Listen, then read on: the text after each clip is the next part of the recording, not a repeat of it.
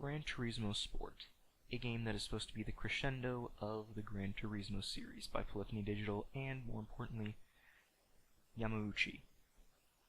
His influence on this series is undeniable, and I can feel that every single part of this game has his finger in it. Every part of the game feels like it was made by someone who loves cars. They love vehicles, they love racing, going fast, and they also love their fans. They love the people who have stuck with them for 2 decades now. And it's very inspiring to watch videos of this person and everything that he went through over the past 2 decades to get to this point in his life where he can make things that he loves.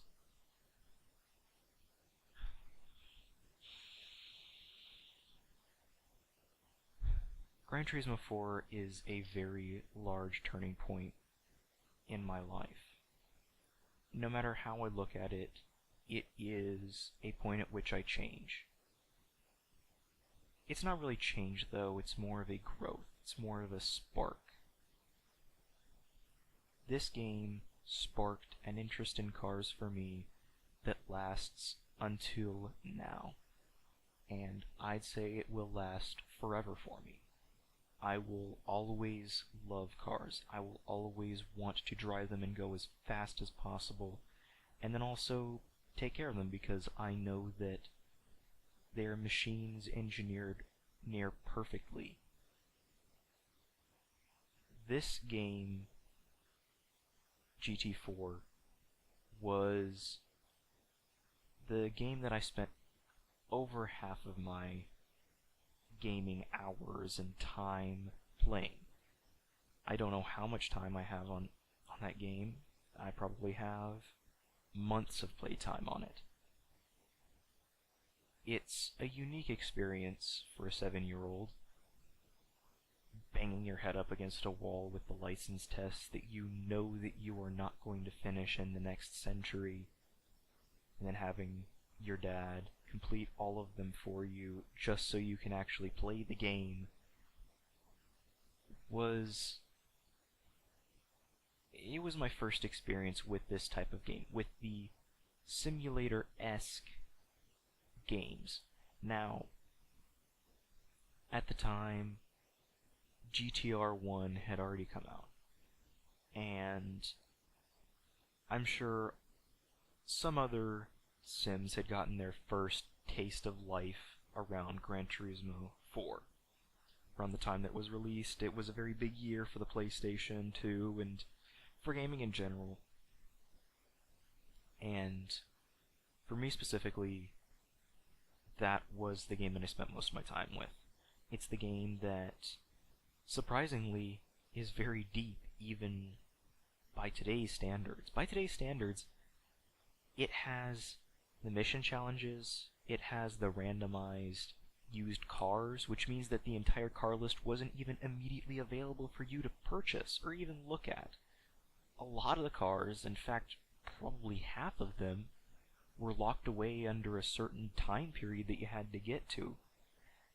And I didn't realize that even until 2009, and that added another dimension to the game for me, because before all I had done was do the races, tune the cars, become the ultimate Pontiac Sunfire, and then I also recently discovered, probably not recently enough for me to actually complete them, but I discovered the mission challenges.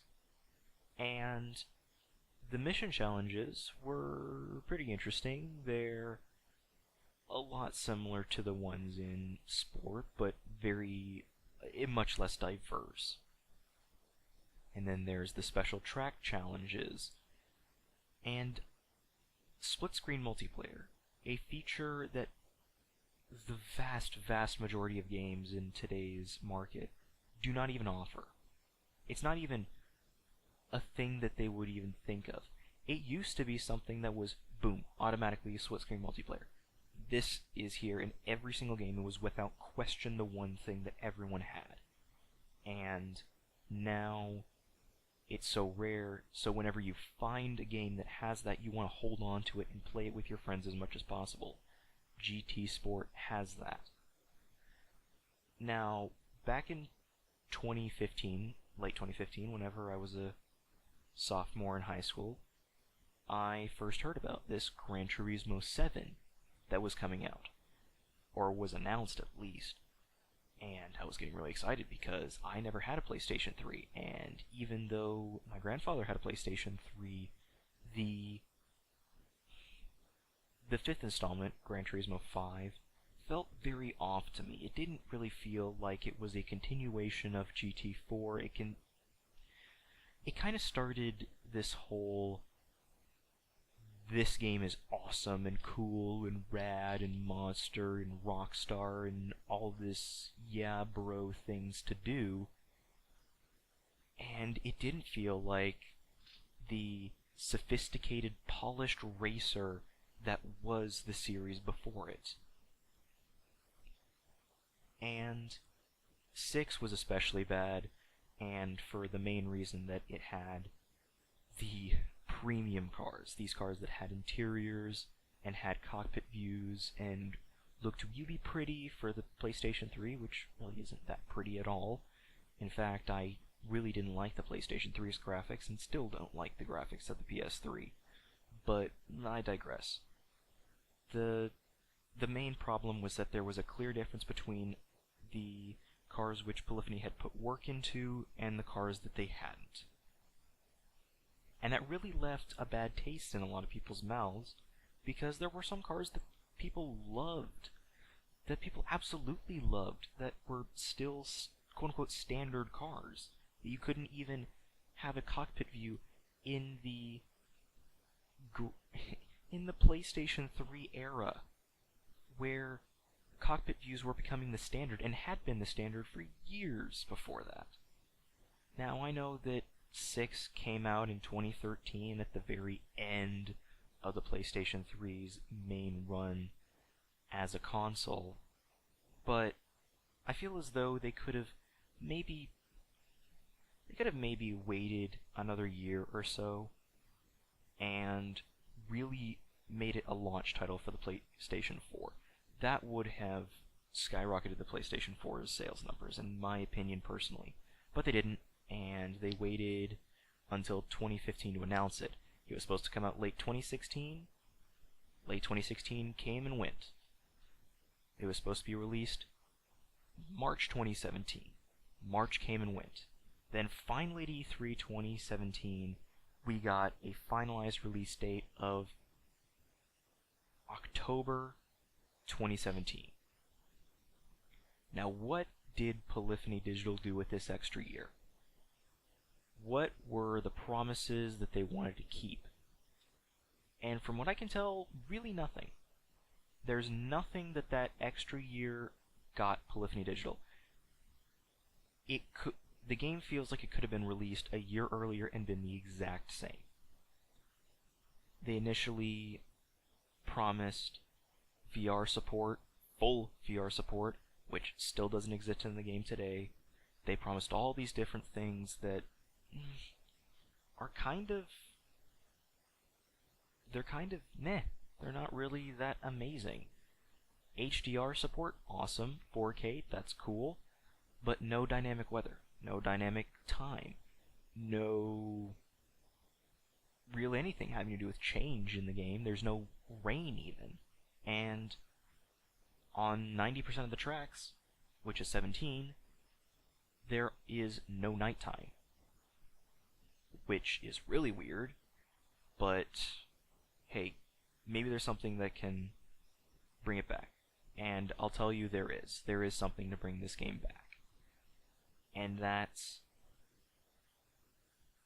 the main focus of why I want to give the claim that this game is a game that every sim racer needs to own. Every single person who thinks of themselves as a sim racer and wants to improve needs to buy this game. Not only buy this game, but master it. Master everything. Get gold in every single one of the challenges, the circuit experience, and the license tests. Because even after me playing Project Cars 2 for over 200 hours, after playing Project Cars 1 for over 100 hours, even after all of that, I was still greatly improved with a controller on Sport. With Sport, it doesn't just give you a list of cars, tracks, opponents, and say, go and have fun. There is that element, and that's arcade mode. But at launch, it just said, here is a mode where we are just going to teach you to become not only a better racer, a better driver, and a better sportsman. All of the missions focus on cornering speed, they focus on keeping your line, they focus on passing, and they focus on fuel and tire management. All of these culminate into the final challenge of the missions, which I think is a perfect one.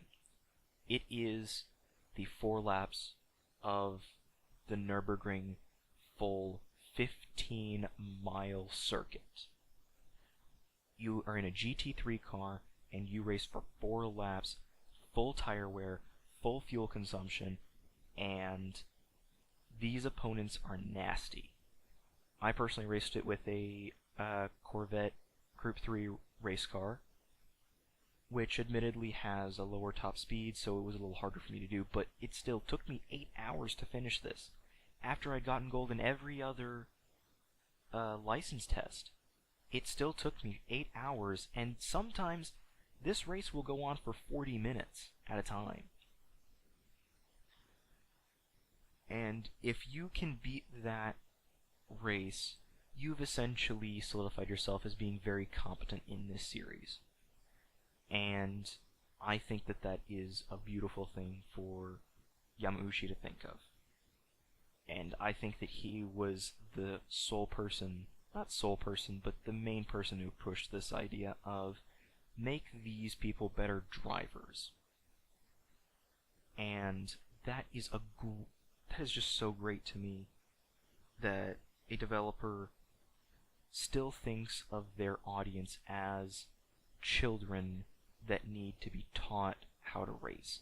Not that they're stupid, but that they can grow and become better. And I think that that's going to be what really makes Gran Turismo Sport a mainstay. Even if it had just stayed in its previous form before December, I think that it still would have been a great game. Disappointing because there was no career mode. Disappointing, but still great.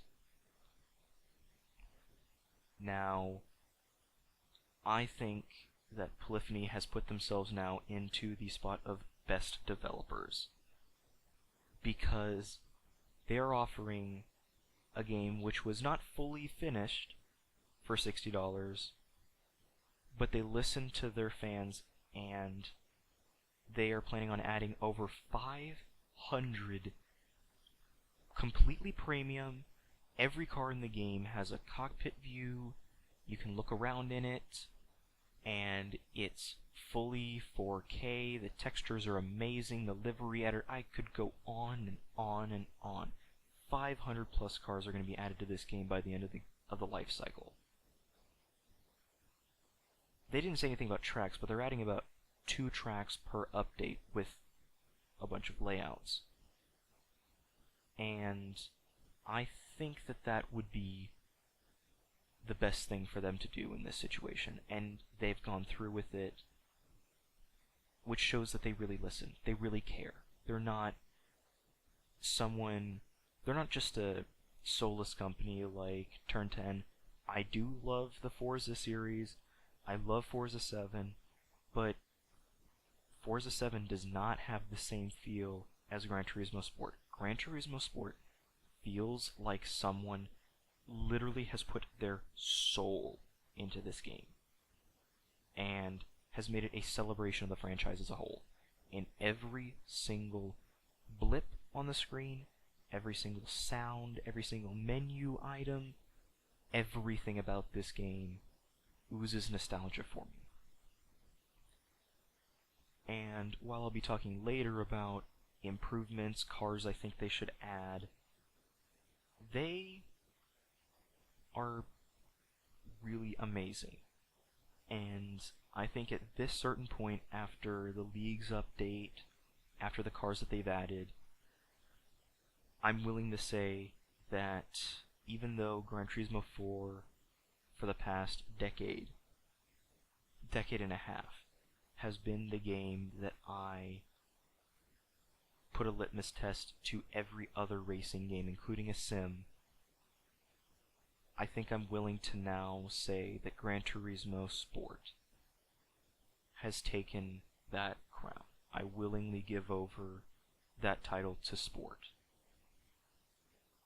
And it's a really hard thing for me to do because this has been the majority of my life that I've had this single game be the test for every other one, and I think it's just so fitting for the newest installment of the franchise to take back what the original games wanted. The original games were a celebration of cars, vehicles, driving, and performance. They were polished to a T. Everything worked perfectly. All the cars were done to the best of Polyphony's ability and the system's ability.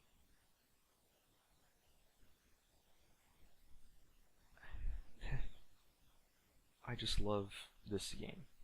I love everything about it. In fact, within the next few months, I will be getting a PS4 Pro, a Fanatic CSL Elite PS4 wheel with pedals, PlayStation VR, and a 37.5-inch 4K HDR monitor just so I can experience this game at its fullest.